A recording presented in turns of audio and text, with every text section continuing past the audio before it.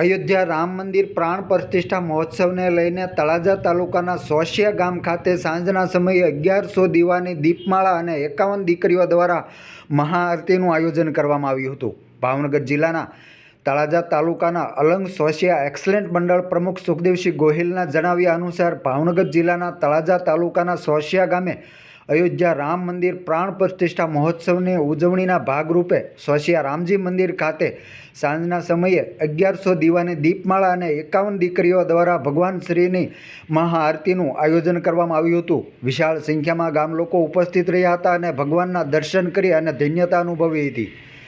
Excellent મંડળ પ્રમુખ સુખદેવસિંહ ગોહિલના જણાવ્યા અનુસાર અહીં એક્સલન્ટ મંડળ દ્વારા આયોજન કરવામાં આવ્યું હતું, જેમાં સેવાભાવી યુવાનોએ પણ ખૂબ જ સારી રીતે જહેમત ઉઠાવી અને કાર્યક્રમને સફળ બનાવ્યો હતો।